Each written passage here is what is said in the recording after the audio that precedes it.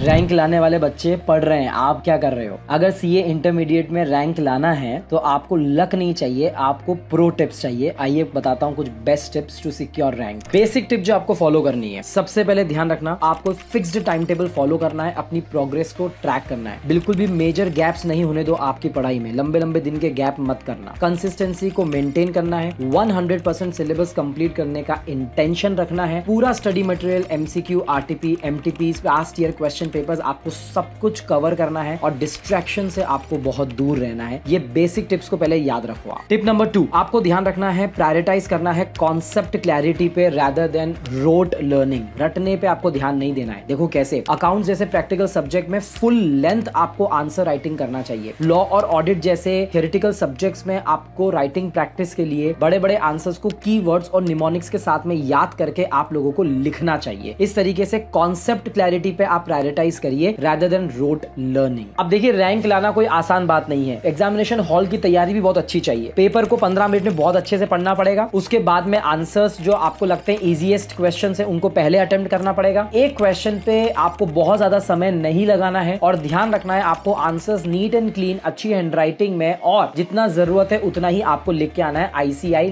Loves it. अगली tip है, आपके पास में होना चाहिए फुल प्रूफ रिविजन स्ट्रेटेजी। देखो रिविजन स्ट्रेटेजी कैसे होती है, 2 से 3 रिविजन चाहिए भाई। हाँ, तो पहला रिविजन होगा आपका पैरेलल रिविजन, यानी कि आपको रनिंग सिलेबस के साथ में दूसरे चैप्टर्स को रिवाइज करना स्टार्ट करना है। दूसरा रिविजन आपका प्लान होगा जो 1.5 मंथ्स का रिविजन होगा, एग्जाम के जस्ट पहले 1.5 महीने की प्लानिंग होगी। तीसरा रिविजन आपका होगा जो लास्ट 15 डेज का क्विक रिकॉल वाला रिविजन होगा। और इन तीनों रिविजन्स में जो एक चीज चलती रहेगी वो है आपका फुल लेंथ 100% सिलेबस, मिनिमम 3 से 4 आपको क्वेश्चन पेपर सॉल्व करने हैं और लिखना है। ध्यान रखो, no one remembers who quit but winners become examples. इन टिप्स को फॉलो करिए और विनर बनिए और रैंक होल्डर बनिए और अपने घर वालों का और हमारा नाम रोशन करिए।